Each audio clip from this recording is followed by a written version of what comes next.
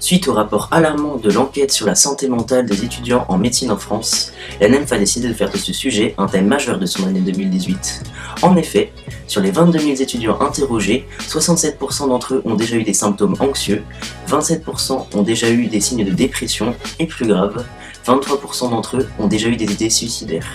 Face au constat d'un mal-être spécifique à la plupart des étudiants en santé, le ministère a confié au professeur Donata Mara une mission sur la santé mentale des étudiants. Toutefois, la NEMF souhaite s'impliquer dans les différentes pistes qui s'offrent à elle pour que le cursus médical redevienne un parcours qui permette à chacun de s'épanouir. Par exemple, éviter tout type de discrimination dans le cadre hospitalier et universitaire en menant des campagnes de sensibilisation et en mettant en place des cellules d'écoute. Il serait aussi possible de valoriser les cursus parallèles aux études de médecine, comme les études de droit, d'histoire, de sciences humaines. Il serait aussi possible d'assurer un accueil et un encadrement en stage. Pour finir, il serait également possible de communiquer sur le statut des étudiants dans le cadre hospitalier afin qu'ils puissent faire valoir leurs droits en stage. Il est également question de réformer les études médicales afin de diminuer les risques psychosociaux des étudiants dès la première année.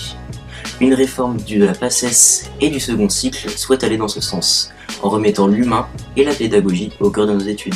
Enfin, nous travaillons sur 2 chartes engageant différentes structures. Une première serait destinée aux facultés et une deuxième serait destinée aux associations locales qui adhèrent à la NEMF, telles que la Corpo ou la NOFEL.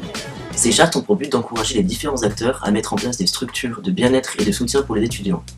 Il y aurait par exemple le BIP, le bureau d'interface entre les professeurs et les étudiants, un mentorat entre étudiants, des cellules de soutien pour le bien-être étudiant, ainsi que des permanences de psychologues au sein des facultés. Cela engagerait les différents acteurs à mettre en place des activités pour le bien-être étudiant. Événements festifs, sportifs et culturels qui mettraient alors en avant les rencontres et la solidarité entre les étudiants afin de permettre à chacun d'évoluer positivement dans le monde universitaire.